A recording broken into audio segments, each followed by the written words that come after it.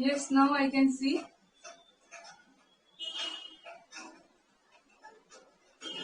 Hi Swaraj. Hi Aditya, good evening. आता तुम्हाला मी दिसत होत नाही, म्हणजे बोर्ड दिसत होता का? मला कोणी दिसत नव्हतं, सो मी परत लॉग इन केलं. Good evening Sanika. Hi Ritesh. Graph book आणले का रे? माझा आवाज सगळ्यांना व्यवस्थित येतोय? व्हिडिओ क्लिअर दिसतोय? Video is voice is slow. नाही रे, व्हॉइस मी फुल केलेला आहे. व्हॉइस वाढव बाबा मोबाईलचा तुझ्या. हा, व्हॉइस मोबाईलचा वाढवा.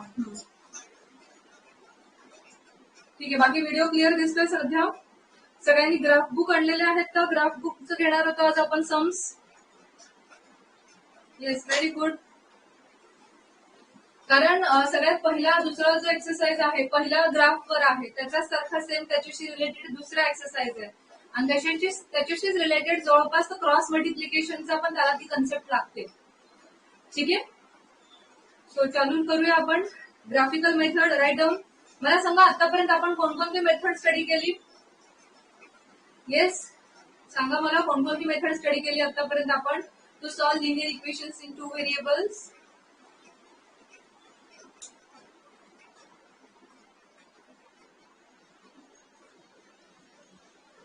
सगळ्यात पहिला आपण कुठली मेथड पाहिली होती? मेथडचे नाव सांगा मला. Substitution method. Yes, we have started by substitution method. Then त्यानंतर कोणती पहिली मेथड? सबस्टिट्यूशन नंतर एलिमिनेशन मेथड.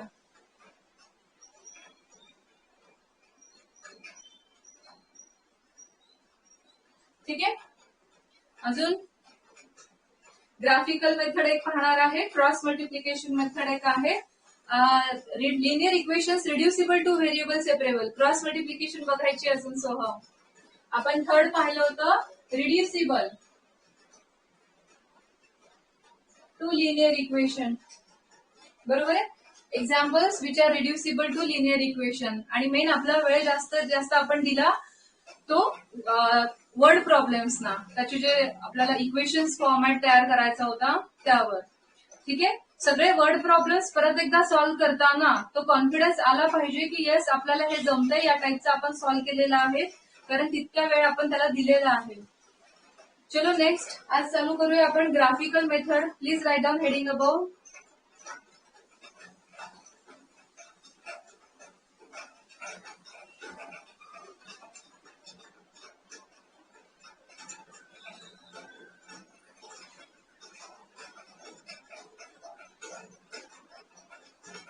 येस. सो सगळ्यात पहिला त्यांनी काय केलेलं आहे, पहिल्या एक्सरसाइज मध्ये तिन्ही वर्ड प्रॉब्लेम्स दिलेले आहेत. ठीक आहे. तुम्ही ग्राफ आता सगळ्यांनी समोर परत काढायचा आहे बरं का, नक्की.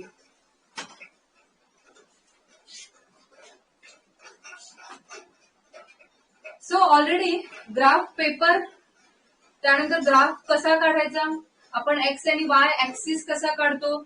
ओके. ग्राफ पेपरवर आपण एक्स आणि वाय ऍक्सिस काढत असतो. इथे स्केल लिहित असतो आपण की on X axis, on Y axis. ही सगळी इन्फॉर्मेशन तुम्हाला आहे. ग्राफ कसा काढायचा. ओके. एक्स आणि वाय ऍक्सिस काढत असतो आपण, पॉइंट्स प्लॉट करतो आणि लिनियर इक्वेशन म्हणजे त्याचा ग्राफ हा स्ट्रेट लाईन मध्ये येतो. बरोबर. लिनियर इक्वेशनचा ग्राफ हा स्ट्रेट लाईन मध्ये येतो.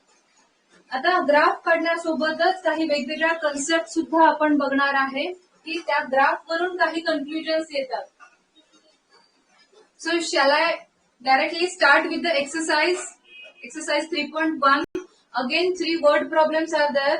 We have to formulate them in a problem and then we will solve it by graphical method. ठीक आहे. माझा आवाज येतोय सगळ्यांना व्यवस्थित?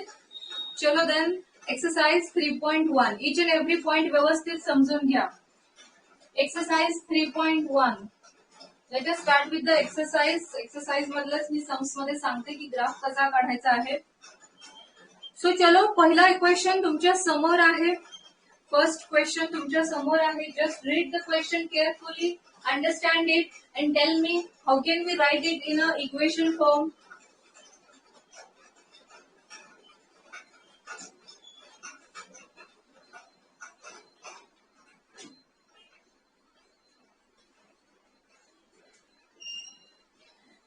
काय दिलंय?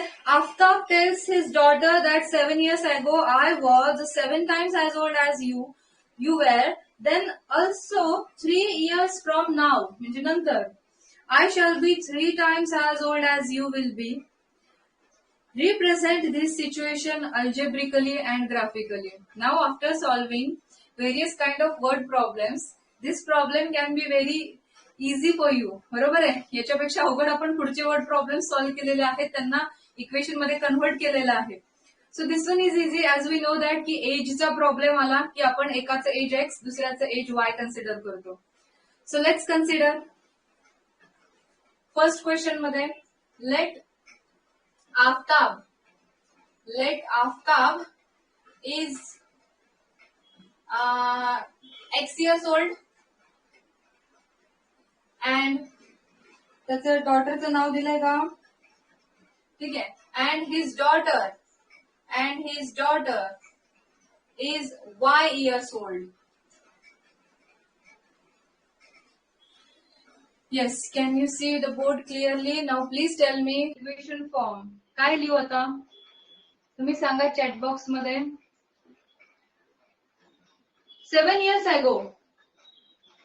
7 years ago means x minus 7 by first condition. 7 years ago, I was 7 times as old as you. I was 7 times as old as you. असं तो आफ्ताब त्याच्या मुलीला सांगतोय. Okay, 7 years ago, x minus 7, I was 7 times as old as you. 7 वर्षापूर्वी म्हणजे आपण दोघांना आपण 7 ने मल्टिप्लाय केलं. 7 into bracket, yes Swaraj, 7 into bracket y minus 7. X minus 7 is 7 times y minus 7 by this first condition. And what is the second condition? So let us first solve this. Given that x minus 7 is equal to 7y minus 49. So first equation we got as x minus 7y minus 7 plus 49 is equal to 0. So x minus 7y plus 42 equal to 0, isn't it? Yes, 7 नंतर bracket टाकायचं आहे. This is our first equation. Second equation काय आहे? Also second equation काय आहे? 3 years from now. Very good. Okay, 3 years from now म्हणजे आतापासून 3 वर्षानंतर. I shall be 3 times as old as you. असं तो परत डॉटरला सांगतोय त्याच्या. ठीक आहे, परत त्याच्या मुलीला सांगतोय आफ्ताब की 3 years from now म्हणजे आतापासून 3 वर्ष पुढे म्हणजे +3. I will be 3 times as old as you. दोन्हीकडे +3 केलं. 7 years ago म्हणजे दोन्हीकडे -7 केलं. So the second equation will be x minus 3y, this +3 minus 9. You are solving with me now? Yes, x plus 3y minus 6 is equal to 0. Yes, very good. So this is our second equation. Now we know another methods to solve equations. Substitution method पता हो गई, elimination method पता हो गई. Now we have to solve it by graphical method.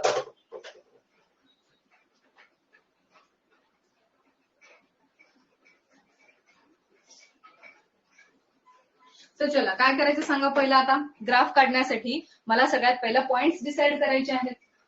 I need to decide points.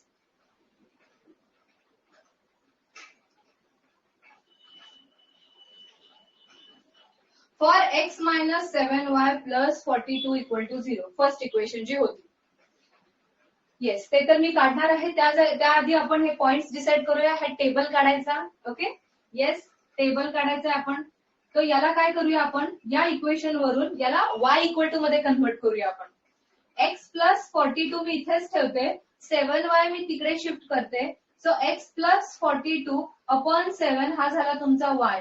म्हणजे जसं substitution मेथडला करतो की नाही आपण, कुठला तरी एक व्हेरिएबल काढतो तसा वाय कॅल्क्युलेट करून ठेवला मी इथे. ठीक आहे, हे माहितीये सगळ्यांना की आधी वाय काढून ठेवायचा. आणि आता एक टेबल तयार करणार आहे आपण. टेबल कशाचं तयार करणार आहे? या इक्वेशन साठी. ठीक आहे, या इक्वेशन साठी आपण एक टेबल तयार करणार आहे, एक्स आणि वाय. एक्स आणि वाय. एक्स ची व्हॅल्यू आपण इथे पुट करणार, त्यावरून वाय मिळणार. असे आपण मॅक्झिमम किती करायचे? किती व्हॅल्यू एक्स च्या जागी पुट करायचे आणि त्यावरून वाय काढायचं? सांगा मला जरा, किती व्हॅल्यूज पुट करता तुम्ही? येस, ओके, मिनिमम 3 और 4 व्हॅल्यूज तिथे ठेवायच्या. मग आता एक्स मध्ये मी काय ठेवू सांगा, जेणेकरून मला वाय मिळेल? एक्स मध्ये काय ठेवू? 2 नको, मी 2 खूपच कमी होईल. ठीक आहे, 2 खूपच कमी होईल. 1 2 3 व्हॅल्यूज आपण ठेवणार आहे, 3 व्हॅल्यूज ठेवणार आहे. 0 ठेवू. ठीक आहे, एक्सच्या जागी 0 ठेवला. एक्सच्या जागी जर 0 ठेवला तर 42 राहिला इथे फक्त. 42/7. वाय किती झाला म्हणजे? Yes, after putting x is equal to 0, y become 6. हे डायरेक्ट येतं ना? No need to solve that in graph work. Okay, you can solve it mentally. आता एक्स मध्ये काय ठेवू? येस, आता एक्स मध्ये असा नंबर काय ठेवू की या दोघांची ऍडिशन केल्यानंतर तो 7 ने रिड्युसिबल असेल? 6. ते आन्सर झालं. Yes, x is equal to 7 ठेवणार. बरोबर, एक्स इज इक्वल टू 7. कसा डिसाइड झाला? कसा डिसाइड केला? कारण 42 + 7 49 and 49 is divisible by 7. Yes, म्हणजे वाय पण 7 येईल. एक्स 7 ठेवल्यानंतर 49 झाला. 7 7 49. Y also 7. Now which is the third value I should put there? तिसरं काय ठेवू? -7. -7 ठेवल्यावर काय येईल? -7 ठेवल्यावर वाय 0 काय?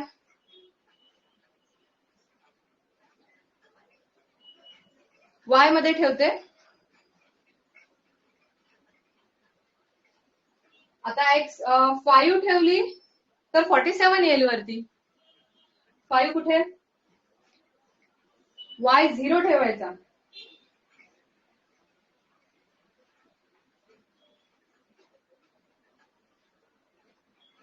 -7. -7 जर ठेवला एक्स तर 42 - 7 that is 35 and then y will be 5. Yes, so हे झाला आपला x आणि y चा table for first equation. Okay, now for second equation, for x minus 3y minus 6 is equal to 0. What I will do here, x minus 6 is equal to 3y, so x minus 6 upon 3 equal to y. अभी इसका table बनाओ. हा table बनवला की line काढणं खूप easy असतं, मग ग्राफ काढायला सिंपल जातो. Yes, again 3 values. चलो, x इज इक्वल टू पहिला काय 0 ठेवू. x इक्वल टू परत x इज इक्वल टू 0 ठेवू.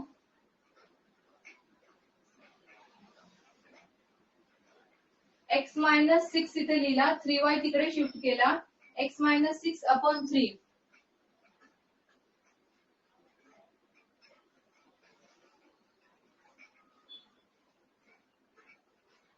x इज इक्वल टू 6 ठेवला.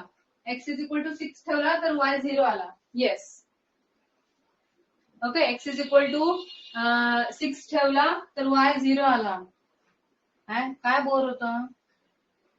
ओके, पुढचं पटकन सांगा, व्हॅल्यूज पटकन सांगा मला काय ठेवायचं. x इज इक्वल टू आता काय ठेवू? x इज इक्वल टू 0 ठेवायचा का?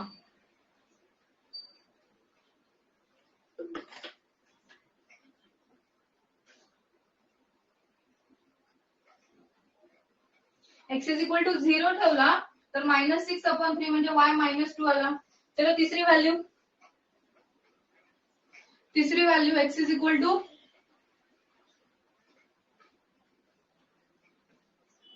3. x इज इक्वल टू 3 जर ठेवला तर 3 - 6 -3/3 म्हणजे y -1 आला. x इज इक्वल टू 3 ठेवला तर y -1 आला.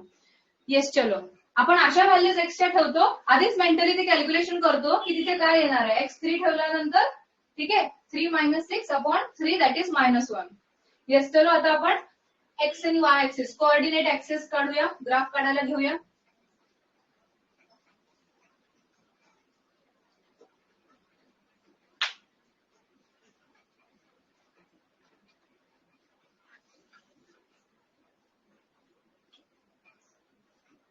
स्केल काय घ्यायची सांगा, मी पूर्ण व्यवस्थित पहिल्यापासून एक्सप्लेन करते तुम्हाला. स्केल काय घ्यायची सांगा, एक्स ऍक्सिस वाय ऍक्सिस. हे स्केल लिहिणं खूप इम्पॉर्टंट आहे. कंपल्सरी एका कोपऱ्यात स्केल लिहायची. आता तुम्हाला दिसतंय तर नंबर्स 1 2 3 4 5 6 7 असेच आहेत. सो येस ठीक आहे, आपण 1 सेंटीमीटर इज इक्वल टू 1च घेऊया, 1 unit. 1 centimetre is equal to 1 युनिटच घेऊया आपण, म्हणजे 1 सेंटीमीटरच. ठीक आहे. सो 1 2 3 4 5 6 7 स्केल वाईज व्यवस्थित काढा.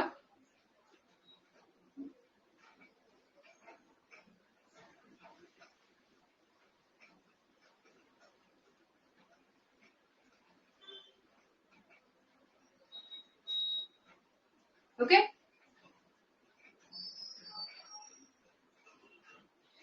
तुम्हाला ते इयर्स मध्ये आहे ना, yes we can write in years, कारण युनिट तिथं ऑलरेडी दिलेलं आहे ना, बरोबर.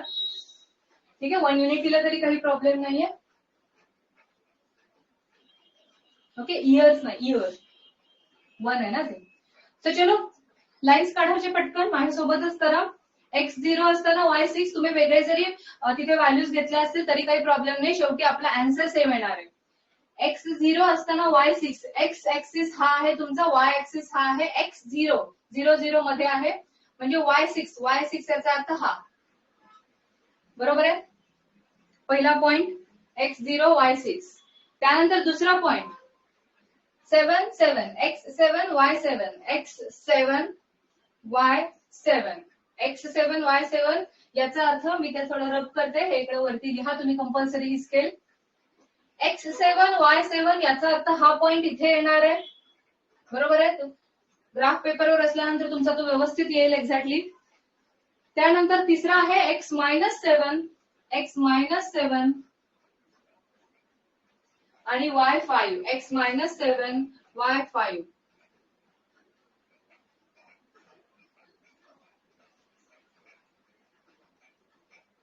ठीक आहे. आता माझ्या तुमची अशी लाईन आली का व्यवस्थित, अशी मोठी इकडे येईल. आता इकडे 1 2 3 4 ऐवजी तुम्ही जरी स्केल तुमचा 2 4 6 अशी जरी घेतली असती तरी चाललं असतं, कारण हे खूप मोठं येणार आहे. आली का, तुम्ही लाईन काढली का, मला जरा सांगा चॅट बॉक्स मध्ये. लाईन काढली, अशी जोडली पूर्ण लाईन मोठी.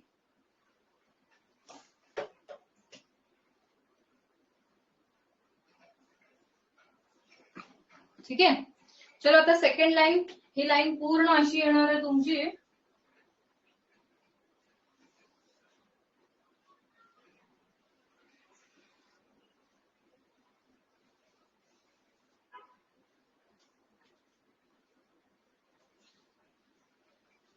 ओके. सो या लाईनवर लगेच मी त्याचं नाव पण लिहिते. काय होती ती लाईन, येस ती लाईन काय होती, x-7y + 42 ना, x-7y + 42 = 0. लगेच त्या लाईनवर नाव पण लिहायचं. चलो नेक्स्ट x6y0 x6y0 म्हणजे असा एवढाच पॉइंट आला तो, x6y0 x0 y-2. सगळ्यांना पॉइंट प्लॉट करायचं कळतंय ना, ज्यांना कुणाला हे परत एकदा रिवाइज हवंय मला जरा सांगा, हे सोपं असल्यामुळे मी लवकर घेतेय. सो x0 y-2 x0 आणि y-2 सगळ्यांना पॉइंट प्लॉट करायचं माहितीये व्यवस्थित, येस.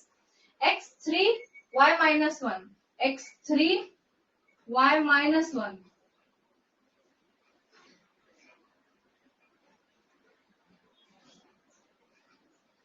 कुठे इंटरसेक्ट झाली तुमची ही लाईन, बापरे कसलं, कुठे कुठे ते इंटरसेक्ट होईल, कुठे इंटरसेक्ट झाली तुमची लाईन.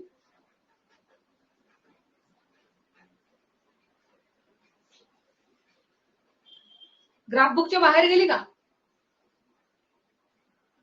पटकन सांगा मला.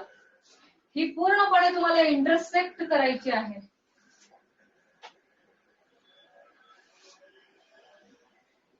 ही पूर्ण तिकडे आणि ही पूर्ण, येस. आता काय करावं लागणार आहे माहिती का या समला, स्केल तुम्हाला हे 1 centimetre is equal to 1 unit घ्यायचं नाही अशा वेळेस. ठीक आहे, इथे 2 4 6 अशा पद्धतीने घ्यायचं, कारण ते खूप लांब जात आहे. ओके. आता याचा जर आन्सर तुम्ही एलिमिनेशन मेथड किंवा सबस्टिट्यूशन मेथडने करून बघितलं तर त्याचा आन्सर 42 आणि 12 आहे.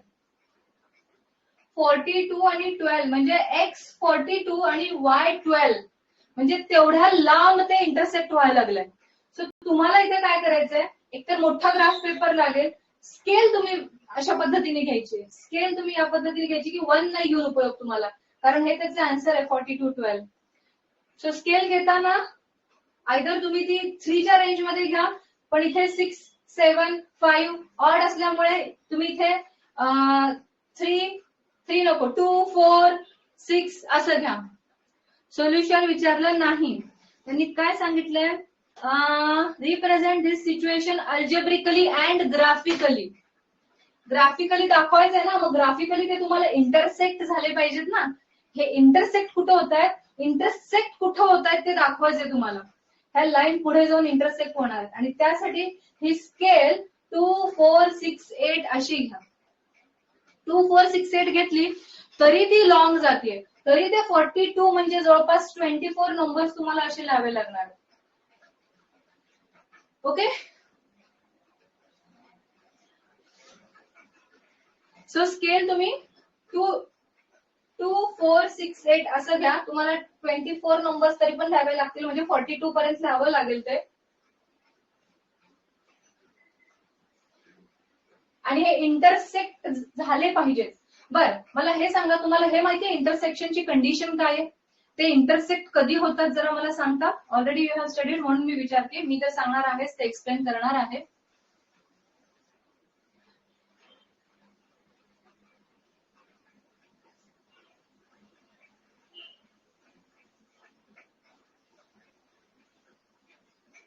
या समला फक्त तुम्ही काय करा, स्केल मोठी घ्या. ठीक आहे, सो चलो नेक्स्ट.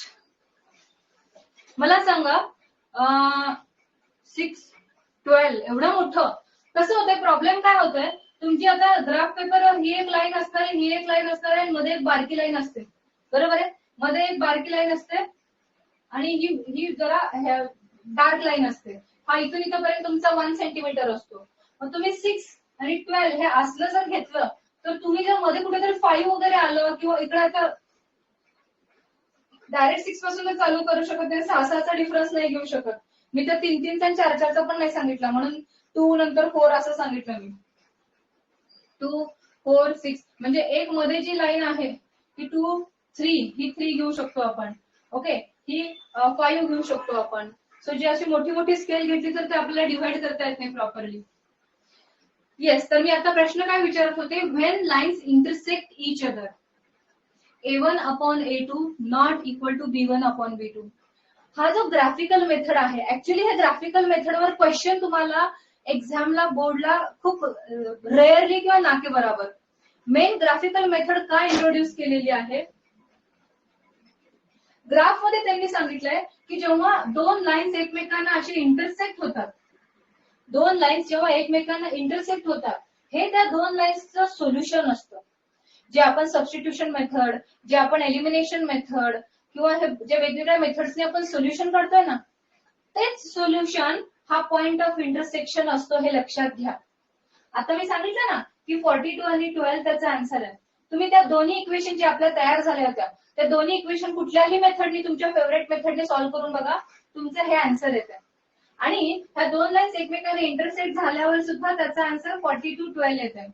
याचा अर्थ ग्राफ का उपयोगी ठरतो, तर ग्राफ जिथे इंटरसेक्ट करतो ते त्याचं सोल्युशन असतं. ठीक आहे, आता ग्राफ इंटरसेक्ट कधी करतो एकमेकांना, जेव्हा तुमचा A1 upon A2 not equal to B1 upon B2 असतो. आता हे काय माहितीये का, A1 upon A2 not equal to B1 upon B2 हे काय माहितीये का.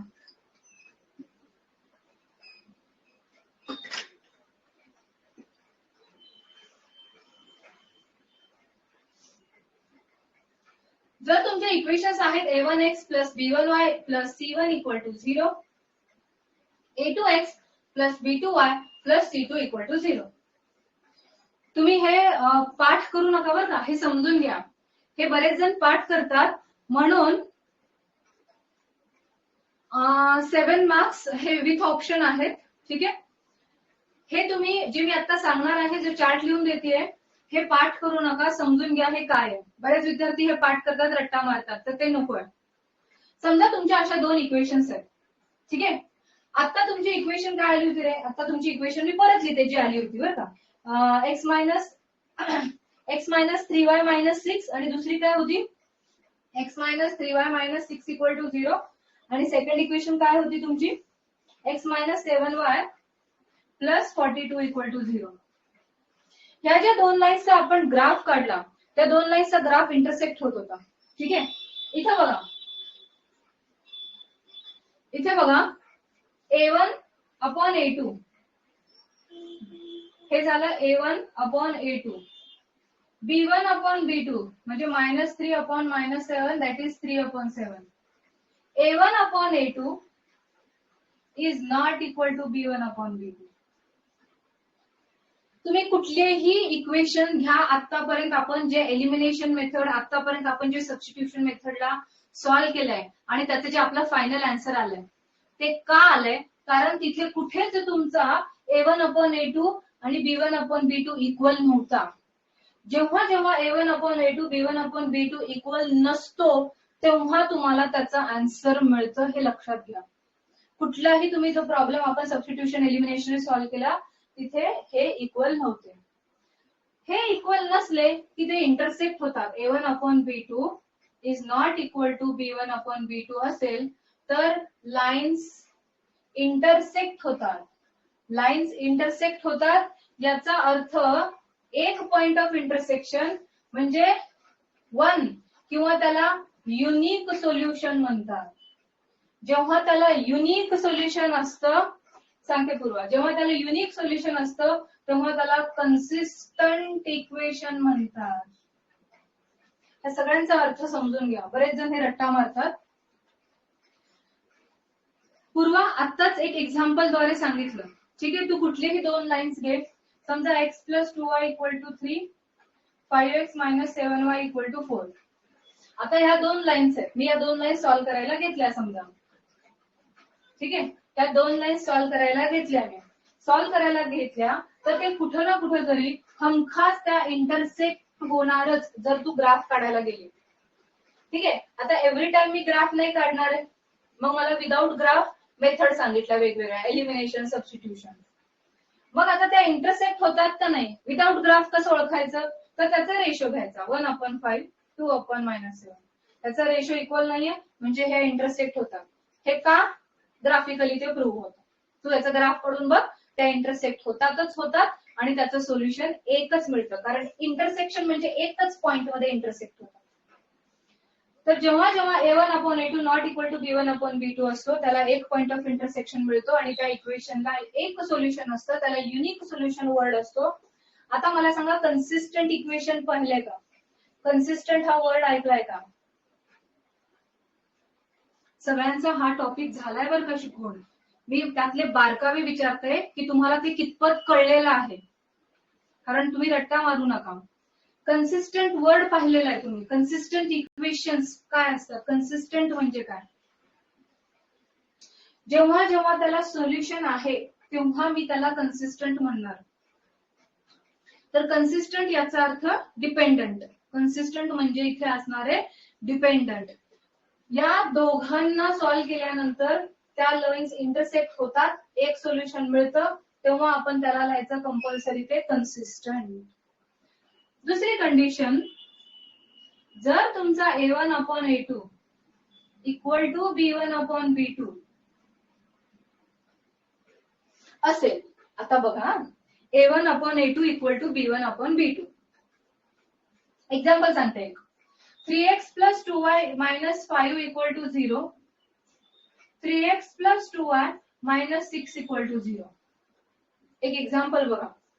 3x plus 2y minus 5 equal to 0, 3x plus 2y minus 6 equal to 0. या दोन लाईन्सचा ग्राफ काढा. या दोन लाईन्सचा ग्राफ काढा. तो ग्राफ असा पॅरलल लाईन्स येतो.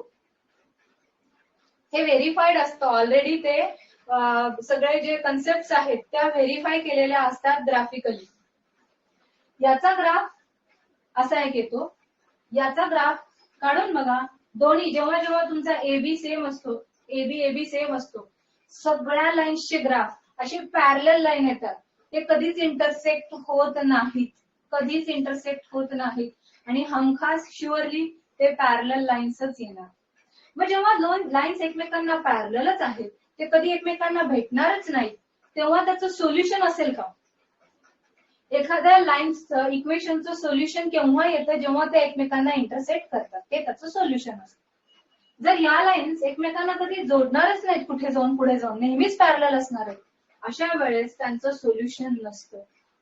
ओके, तुम्ही कुठलीही लाईन घ्या, समजा 6x plus 4y minus 3 equal to 0, ही इक्वेशन बघा, ही इक्वेशन बघा.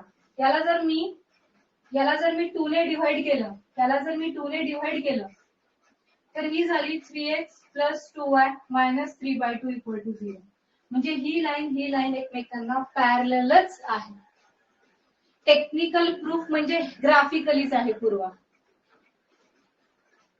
टेक्निकल प्रूफ म्हणजे ग्राफिकली आहे. तुम्ही त्याचा ग्राफ काढून बघा, तो इंटरसेक्ट होणार नाही. तर जेव्हा जेव्हा A1/A2 B1/B2 यांचा रेशो सेम असेल, हे वेगळं असेल ठीक आहे, ते लाईन्स एकमेकांना पॅरलल असतात. मग लाईन्स जर एकमेकांना पॅरलल असेल तर ते कधी एकमेकांना इंटरसेक्ट होणारच नाही, त्याला सोल्युशनच नाही येणार, म्हणून त्याला नो सोल्युशन असतं. जेव्हा एखाद्याला सोल्युशन नसतं त्याला इनकन्सिस्टंट इक्वेशन म्हणतात.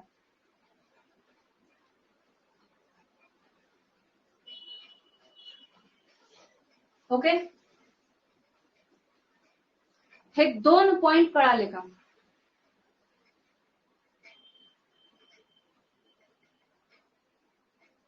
A1/A2 not equal to B1/B2. तुम्ही कुठलीही इक्वेशन, आपण एलिमिनेशन, सबस्टिट्यूशन वाले सगळे इक्वेशन चेक करा, कुठंच तिथे A1/A2 B1/B2 इक्वल नव्हता रेशो. इक्वल असेल तर त्याचं सोल्युशन आलेलंच नव्हतं, नो सोल्युशन म्हणतो आपण. नॉट इक्वल असेल रेशो तरच ते एकमेकांना इंटरसेक्ट करतात, एकच सोल्युशन येतं, कन्सिस्टंट इक्वेशन. इक्वल असेल रेशो तर लाईन्स पॅरलल असतात, पॅरलल लाईन म्हणजे सोल्युशनच नाही, इनकन्सिस्टंट इक्वेशन. आणि जर A1/B2 equal to B1/B2 equal to C1/C2 म्हणजे सगळंच इक्वल, हे लिहून घेतलंय का? येस पूर्वा, बरोबर आहे. आणि तू मागच्या वेळेस पण जे XYचं सोल्युशन पाठवलं होतं ना, ते ऍक्च्युली बरोबर होतं, बट मग ती लिनियर इक्वेशन नाही होत ना, म्हणून ती मेथड ऍक्सेप्ट नाही केली जात. ती लिनियर इक्वेशन नाही होत XY मध्ये. तू सॉल्व्ह केली, त्याचा आन्सर आलं, ठीक आहे, बोर्डला नको वापरू ती method.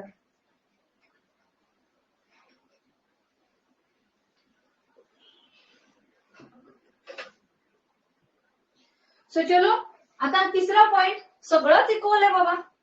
A1/A2 equal to B1/B2 equal to C1/C2. माहितीये याचं काय कन्क्लुजन आहे? Do you know what is the conclusion for this? सगळंच इक्वल असताना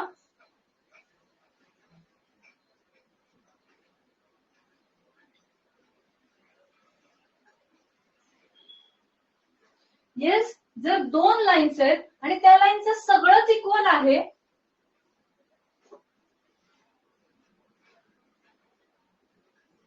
ठीक आहे. Example 3x plus 2y plus 2 equal to 0, 6x plus 4y plus 4 equal to 0.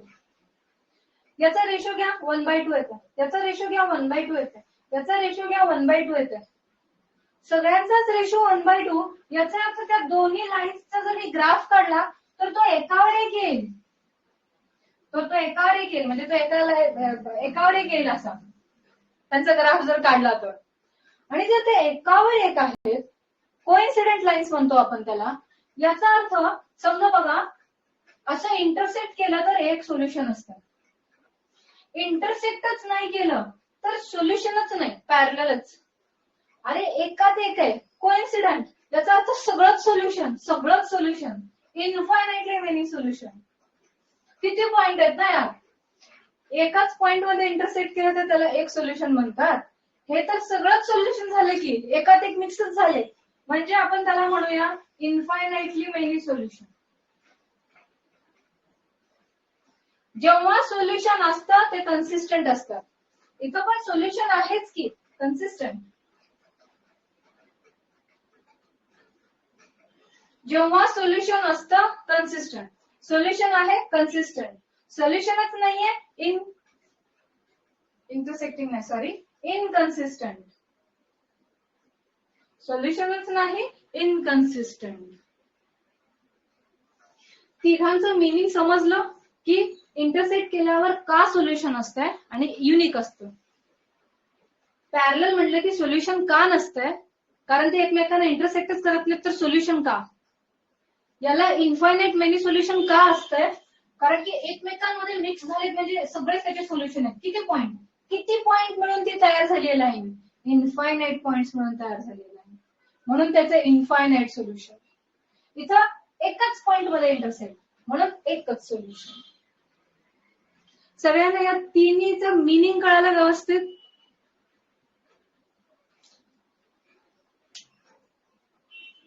Yes, रट्टा नाही मारायचंय, समजून घ्यायचंय. ठीक आहे, good.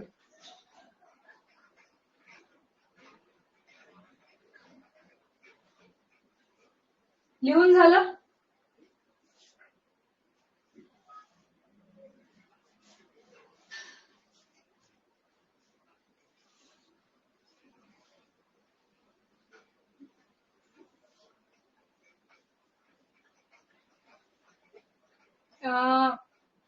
Is this a same case of parabola? Akash, parabola कुठं आलं बाळा तुम्हाला मध्ये? पॅराबोलाचं कुठं आलं मध्ये? तुला माहितीये पॅराबोला? हे पॅराबोलाच आहेत, माहितीये? कुठल्या टॉपिक मध्ये तुम्हाला पॅराबोलाचं?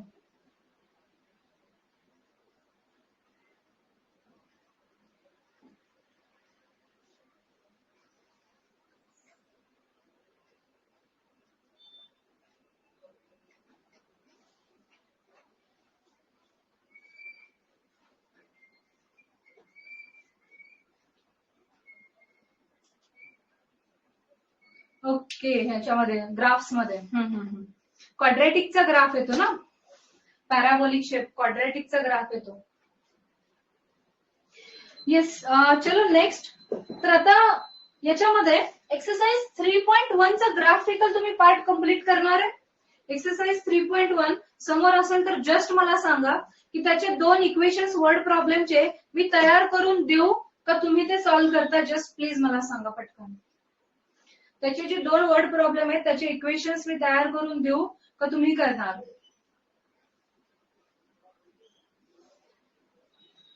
जस्ट टाइप यू और वी. यू म्हटलं की ते मी तयार करून देते, वी म्हटलं की तुम्ही सॉल्व्ह करा, मी पुढचं घेते. दीपक लगे सगळं यू यू यू नुसतं. हा, सॉल्व्ह करू, सोहम म्हणते दोघं मिळून करू.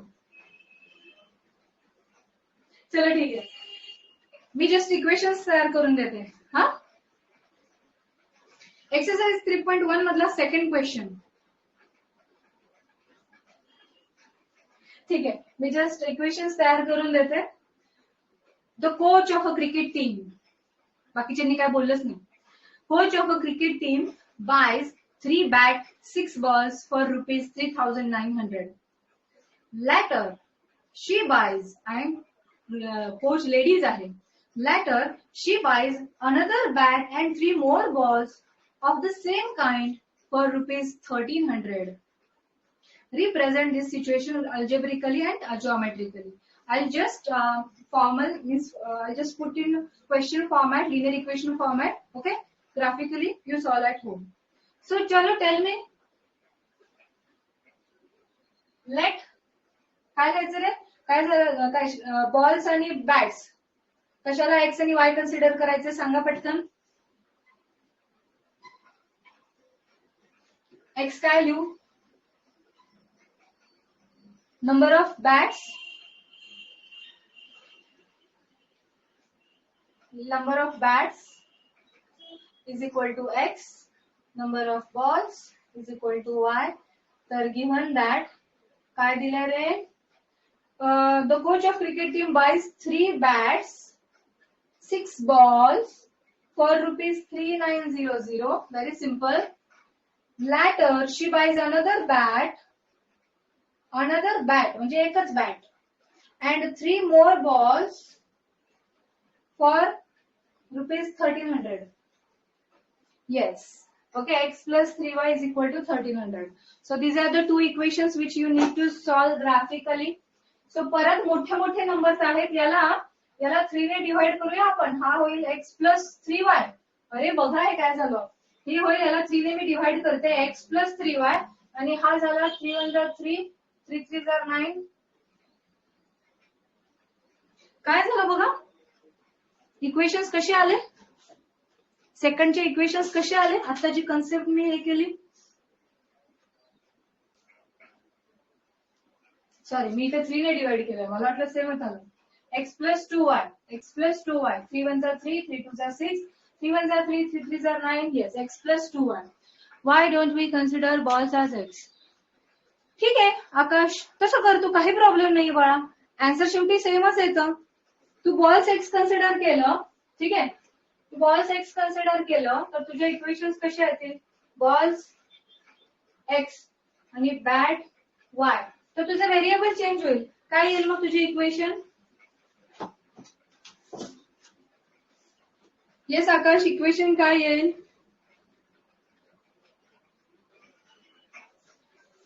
6 बॉल्स ना प्लस 3 बॅट अशी इक्वेशन येईल.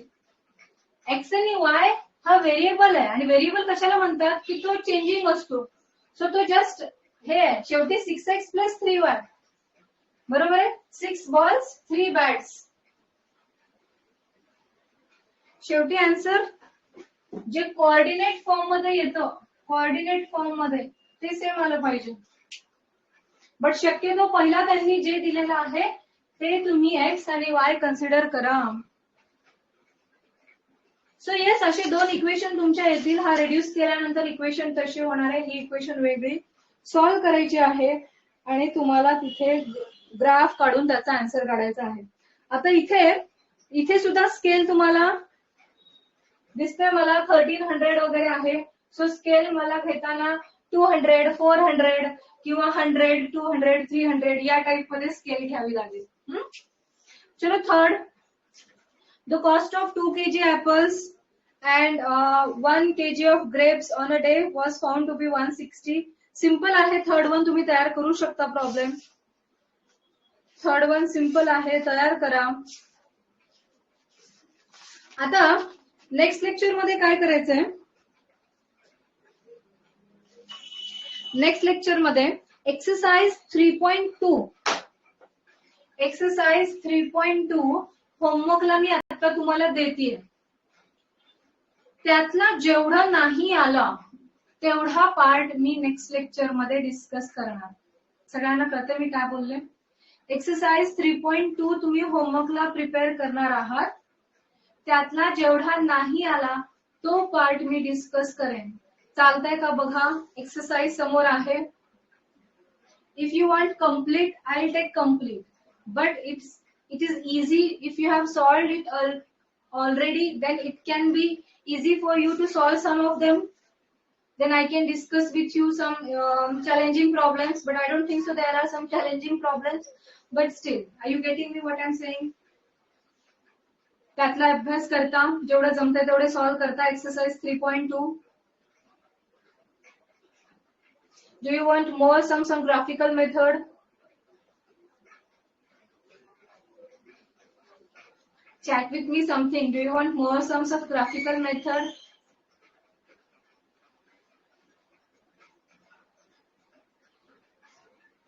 हाँ या ना?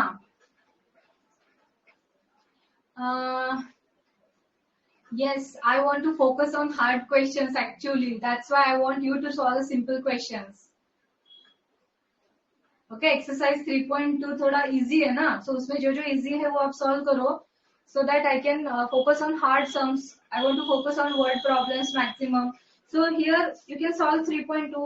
If you want overall all exercise, then I can take that also. Okay? So let's meet in the next exercise. Try to solve 3.2 as much as you can. मला आता जरा सांगा, तुमचं सकाळी जर लेक्चर ठेवायचंय किंवा दुपारी जर लेक्चर ठेवायचंय तर ठेवू शकते का एक्स्ट्रा? म्हणजे गरज लागली तर एखादं लेक्चर तुमचं दुपारी ठेवलं आणि संध्याकाळी पण ठेवलं, असं चालू शकतंय का? आफ्टर 2, रितेश म्हणतोय आफ्टर 2. बाकीच्यांनी प्लीज मला जरा टाइम सांगता. सपोज कधी मला एक्स्ट्रा लेक्चर ठेवायचं असेल तर मी ते कधी ठेवू शकते?